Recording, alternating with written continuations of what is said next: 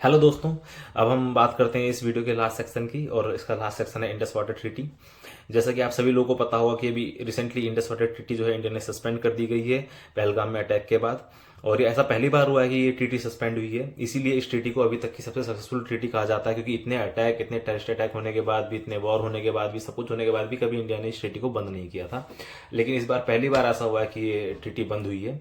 तो चलो एक थोड़ा सा ओवरव्यू ले लेते हैं इस ट्रीटी का। आप सभी लोगों को वैसे तो पता ही होगा कि 1960 में जो ट्रीटी है वो बनी थी, 9 साल के जद्दोजहद के बाद ये वर्ल्ड बैंक ने इसमें मीडिएटरशिप की थी, और मीडिएटर वर्ल्ड बैंक था। उसके बाद ये बनाई गई। 9 साल के बाद आयूब खान जी ने और जवाहरलाल नेहरू जी ने ट्रीटी को साइन किया था कराची में, और उसके बाद से ये ट्रीटी लागू हुई है। अब इस ट्रीटी के तहत जो 6 नदियां हैं, इंडस मतलब जो सिंधु नदी है वो, झेलम, चिनाब, रावी, व्यास और सतलज, ये 6 नदी में से 3 नदी को ईस्टर्न नदी कहा जाता है और 3 नदी को कहा जाता है वेस्टर्न नदी। ईस्टर्न नदी हो गई हमारी रावी, सतलज और व्यास। तो जो ईस्टर्न नदी है उस पर भारत का पूरा कंट्रोल है। भारत उसमें कुछ भी बना सकता है, नेविगेशन के लिए यूज कर सकता है, डैम बना सकता है, कुछ भी मतलब कर सकता है, फुल कंट्रोल है। और जो बाकी 3 नदियां बची, चिनाब, झेलम और इंदस, उस नदियों पे लिमिटेड ही पानी उसका भारत यूज कर सकता है। नॉर्मल पहले इसको 20 और 80% रखा गया था कि 80% जो है पाकिस्तान यूज करेगा, 20% इंडिया यूज करेगा, लेकिन 20% भी इंडिया यूज नहीं करता। इंडिया मात्र 15-16% यूज करता है, फुल वो भी यूज नहीं करता है। इतने लिनेंसी दिखाता है टुवर्ड्स पाकिस्तान। ठीक है। इस संधि के तहत अगर कोई भी डिस्प्यूट होता है तो उसको सुलझाने के 3 उन्होंने, WB जो था वर्ल्ड बैंक, उन्होंने 3 तरीके बताए थे कैसे कैसे 3 स्टेप में वो सुलझेगा। पहले इसके लिए कमेटी बनाई गई थी, परमानेंट इंडस कमेटी, PIC। उसके बाद वो जाएगा जो न्यूट्रल जो एक्सपर्ट्स होंगे उनके पास जाएगा, और फिर उसके बाद जाएगा इंटरनेशनल कोर्ट ऑफ आर्बिट्रेशन में जाएगा वो, ठीक है, ICJ में जाएगा। वहां जाके फिर वो रिजॉल्व होगा। वो उन तीन उस पे स्टेप में क्या होगी, कोई भी चीज डिस्प्यूट जो होगा वो रिजॉल्व होने के लिए 3 वो बनाई गई थी। अब जो परमानेंट जो उसकी कमेटी बनाई गई थी, परमानेंट इंडस कमेटी, उसमें कुछ इंडिया के भी लोग होते हैं और उसमें कुछ पाकिस्तान के भी लोग होते हैं। और उनको काम क्या दिया गया है कि अगर कभी भी पानी कम या ज्यादा होता है नदी में, तो उसका उनको डॉक्यूमेंट करना पड़ता है, उसको रिपोर्ट करना पड़ता है कि भाई पानी नदी में, उसका रीजन भी रिपोर्ट करना पड़ता है क्यों पानी कम ज्यादा हो रहा है। ठीक है। उनको साल में एक बार मिलना होता है। अगर कोई भी प्रोजेक्ट आ रहा हो, सपोज कोई डैम बनना है, कुछ बनना है, तो उनको साइट विजिट करना पड़ता है, देखना पड़ता है उसका फिजिबिलिटी, और जो ट्रीटी में जो डिजाइन है उसके हिसाब से वो है कि नहीं है। ठीक है, वो उनको चेक करना पड़ता है। इसके अलावा कोई डिस्प्यूट हो तो पहले लेवल पे तो वही लोग रिजॉल्व करते हैं, मैंने बताया ऑलरेडी। ठीक ठीक है। तो ऐसे करके इनको कुछ कंडीशन, इनको कुछ मतलब इनके रिस्पॉन्सिबिलिटी दी गई है PIC को। इसके अलावा अगर कुछ शेयर में चेंज होता है, जैसे 20-80 का बता रहा हूँ मैं, 16 का, और इसका चल रहा है 84 का, 16 का चल रहा है। तो ठीक है, अगर इसमें भी कुछ शेयर में चेंज होता है, कुछ प्रॉब्लम होती है, तो उस चीज को भी क्या है, ये PIC जो है ये मॉनिटर करती है, मतलब। ठीक है। और इसके अलावा इसको एक काम और दिया गया है कि इसको हर 5 साल में इसको एक काम और दिया गया है कि इसको हर 5 साल में क्या होता है, जितनी भी जो नदियां हैं उनको विजिट करना पड़ता है। कुछ चेंज नहीं हो रहा, कोस्ट लेंथ तो नहीं बढ़ गई है कुछ, ये सारा सारा चीज को मॉनिटर करना पड़ता है, रिपोर्ट करना पड़ता है। ठीक है, ये PIC बनाया गया है। अब आगे बढ़ने से पहले मैं आप लोगों को बता देता हूं कि इतना सब कुछ होने के बाद भी इंडिया ने कितना सपोर्ट पाकिस्तान को करता है, वो भी फ्री में। ऐसा इस ट्रीटी में कहीं नहीं लिखा हुआ है, और नॉर्मली कोई कंट्री ऐसे ट्रीटी करती भी नहीं है। अब जैसे ब्रह्मपुत्र नदी है, वो तिब्बत से आती है, तो चीन की और इंडिया के बीच में कोई ट्रीटी नहीं है, बस उनका एक म्यूचुअल आपस में उनका अमेंडमेंट है, एक टाइप का समझ लीजिए कि वो लोग क्या है, जो डेटा होता है वो शेयर करते हैं, डेली का डेटा जो रहता है वो शेयर करते हैं, मानसून के टाइम पे नॉर्मली शेयर करते हैं। ठीक है। तो ऐसे ही इस ट्रीटी में ऐसा कुछ लिखा नहीं कि आपको डेटा शेयर करना है, क्या करना है। बस इस ट्रीटी में ये लिखा हुआ है कि आपको मंथली डेटा या डेली बेसिस पे डेटा जो आप पानी का यूज कर रहे हैं वो डेटा शेयर करना है एक दूसरे देश को, ये इसमें लिखा हुआ है। ठीक है। तो भारत क्या करता है, 1 जुलाई से लेके और 10 अक्टूबर तक का डेली का जो डेटा है IMD का, ठीक है ना, इंडियन मेट्रोलॉजिकल डिपार्टमेंट जो है वो सारा सारा डेटा क्या है पाकिस्तान को शेयर करता है, कि जिससे वो मेजर ले सके कि भाई पानी बढ़ने वाला है, कुछ बारिश ज्यादा हो गई है इंडिया में, वो सारा सारा डेटा क्या करता है, शेयर करता है India as a goodwill gesture. ठीक है। उसके अलावा जो 95% जो इरिगेशन है पाकिस्तान का, वो इन्हीं नदियों के कारण से हो रहा है। इंडस नदी और सबको जो पानी खोल कर रखा हुआ है, इसी नदी कारण से हो रहा है। ठीक। कोई पाकिस्तान अगर कोई भी डैम बनाता है तो उसके ऊपर इंडिया कोई रेस्ट्रिक्शन नहीं है उसका, वो बना सकता है, कोई इंडिया ने कभी उसको मना नहीं करा है। एक तो ये भी है कि वो लो रेपेरियन है, तो इसलिए भी उसको मना नहीं करा है। लो रेपेरियन और अपर रेपेरियन क्या हुआ कि कोई भी नदी जिस लैंड में पहले, जहां से पहले गुजरती है, वो उसका अपर रेपेरियन हो गया, मतलब उसका अप स्ट्रीम हो गई, और जो नीचे वाला जो लैंड हो गया इसमें बाद में जा रही है, वो उसका लोअर रिपेरियन हो गया, डाउन स्ट्रीम हो गई उसकी। ठीक है। तो अगर मैं इंडस नदी की बात करूं और इंडिया और चाइना की बात करूं, तो उसमें इंडिया लोअर रिपेरियन है, क्योंकि इंडस नदी जो है वो कहां से आती है, पाकिस्तान, चाइना से आती है। तो चाइना हो गया हमारा अपर रिपेरियन, और हमारा इंडिया जो हो गया लोअर रिपेरियन हो गया। और ऐसे ही अगर हम इंडिया और पाकिस्तान की बात करें, तो इंडिया क्योंकि इंडिया से होती हुई फिर पाकिस्तान में जा रही है, तो पहले इंडिया में आ रही है, तो इंडिया अपर रिपेरियन हो गया और जो हमारा पाकिस्तान है वो लोअर रिपेरियन हो गया। ठीक है, आई होप इतना क्लियर हो गया होगा आप लोगों को। ठीक है, तो इतना सब होने के बाद भी नदी, ये जो ट्रीटी है कभी सस्पेंड नहीं हुई है। ठीक है, उसके अलावा ऐसा नहीं हुआ है कि इस साल ही पहली बार सस्पेंशन के लिए गवर्नमेंट ने बोला है या पहली बार सस्पेंड करा है। इससे पहले भी गवर्नमेंट ने बहुत इनको स्टेटमेंट गवर्नमेंट ने बहुत बार दिए थे, इनको एहतियात बरतने के लिए कहा था, लेकिन मानता नहीं है पाकिस्तान। ठीक है, तो देख लेते हैं एक बार कि कब कब सस्पेंड होने की कब कब कंडीशन बन गई थी, कब कब चेंज होने के लिए या कब कब इसको चेंज करने के लिए कहा गया था ट्रीटी को। पहले एक बार वो थोड़ा सा ओवरव्यू देख लेते हैं, फिर उसके बाद में बात करेंगे।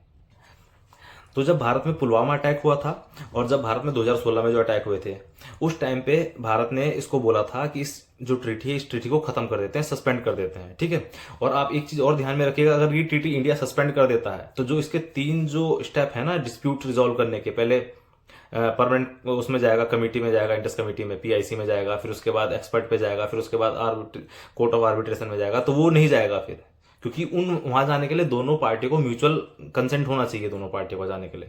तो अगर इंडिया सस्पेंड कर दिया तो अब पाकिस्तान नहीं जा सकता कि पाकिस्तान अकेले जाके उधर एक्सपर्ट के साथ बैठ के बात करे या फिर जो इंटरनेशनल कोर्ट ऑफ जस्टिस है या फिर इंटरनेशनल कोर्ट ऑफ आर्बिट्रेशन है वहां जाएगा, ऐसा नहीं कर सकता अकेले पाकिस्तान। ठीक है, उस पर से ये हट गया क्योंकि इंडिया ने सस्पेंड कर दिया ऑलरेडी।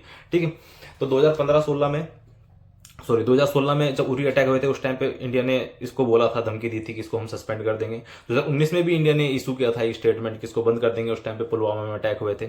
उससे पहले भी जब जो जम्मू एंड कश्मीर का जो लेजिस्लेशन असेंबली है, लेजिस्लेशन असेंबली ने भी 2003 में बोला था, 2016 में भी बोला था उसने कि ये जो बहुत ज्यादा बेनिफिट क्या है पाकिस्तान को दिया जा रहा है इस ट्रीटी का तहत, तो इस ट्रीटी को क्या है बंद कर देते हैं, उसने भी बोला था ये बात। ठीक है, जम्मू एंड कश्मीर ने।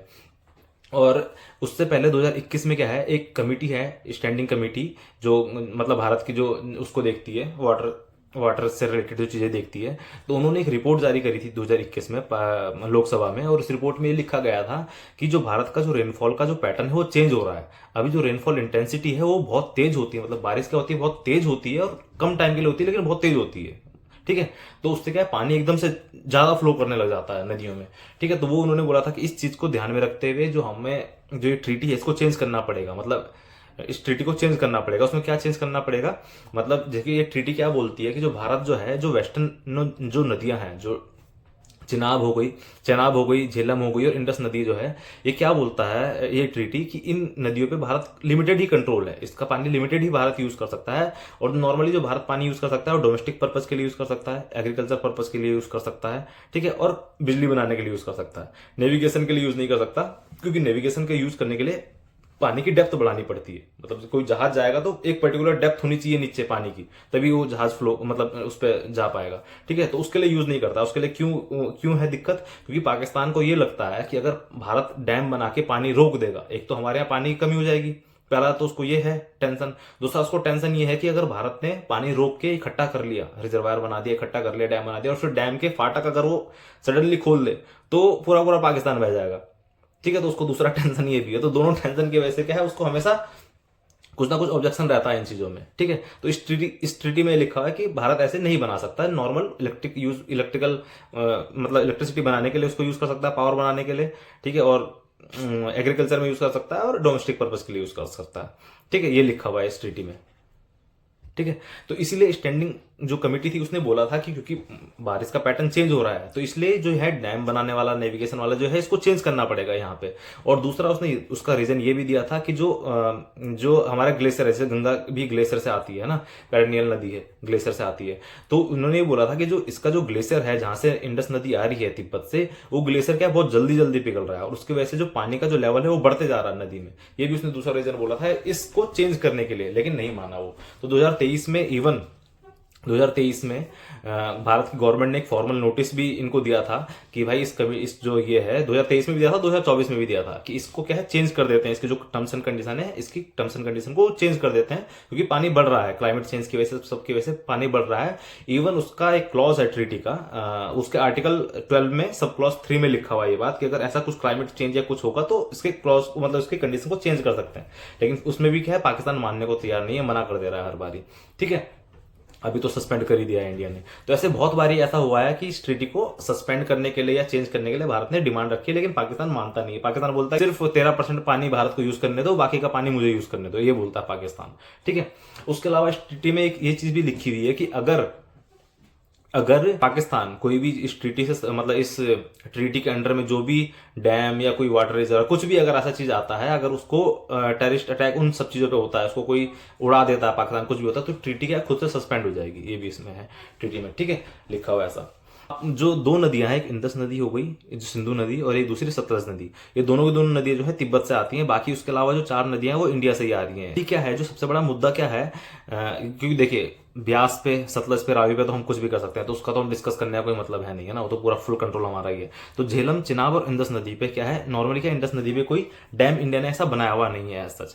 और जो झेलम और चिनाब नदी पे भी जो डैम है ना, इंडिया में भी कुछ है और कुछ क्या है नीचे इस पे पाकिस्तान में तो है ही, खैर बहुत सारे डैम है, तो पाकिस्तान में भी कुछ डैम है। तो हम बात करते हैं झेलम नदी में ना, एक झेलम नदी की एक ट्रिब्यूटरी है। अब एक चीज और ध्यान रखिएगा कि इस ट्रीटी के अंडर में क्या है कि जो ये 6 नदियां हैं ये तो है ही इसमें शामिल, लेकिन इनकी जितनी भी ट्रिब्यूटरीज हैं वो भी, उसमें भी उनका भी कंट्रोल उसी हिसाब से है। मतलब जो ऊपर की 3 नदियां हैं उसका कंट्रोल पाकिस्तान के पास ज्यादा है, जो नीचे की है उसका भारत के पास पूरा पूरा कंट्रोल है। ठीक है, तो इनकी ट्रिब्यूटरीज पे भी, पॉन्ड पे, लेक पे, जहां से पानी जा रहा है नदियों में, वो सारा कंट्रोल इस ट्रीटी में कंसिडर होता है। मतलब ठीक है, तो अभी क्या है, एक किशन गंगा, ये जो है किशन गंगा जो झेलम की ट्रिब्यूटरी है, इस पे एक भारत ने डैम बनाया था।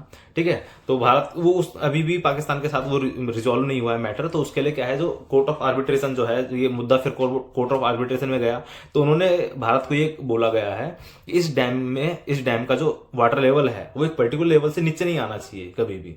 ठीक है, मतलब उन्होंने भारत को क्या बोला कि सपोज 100 के लेवल पे है, तो अगर जैसे हम पानी खोलेंगे तो नीचे नीचे जाएगा लेवल, तो ऐसा नहीं कि 100 से सीधा 20 कर दिया तो पाकिस्तानी बह गया, तो ये उन्होंने बोला हुआ है। तो मैं जस्ट आपको समझा रहा हूँ कि ऐसे डैम बनाए हुए हैं, भारत में भी बने हुए हैं, वहां भी बने हुए हैं, लेकिन उसके लिए कंडीशन डिफाइन कर दी है ऑलरेडी। कोर्ट ऑफ आर्बिट्रेशन ने भी डिफाइन करी हुई है और ट्रीटी में भी डिफाइन करी हुई है डिजाइन विजाइन से रिलेटेड। ठीक है, तो ये एक बहुत मुद्दा है किशन गंगा वाला, जिसको पाकिस्तान मानने को नहीं है तैयार। ठीक है, उसके अलावा एक और था, जैसे कुछ डैम है झेलम नदी पे जो वहां पे है, पाकिस्तान में है, और जैसे एक उरी डैम है, उरी डैम इंडिया में है।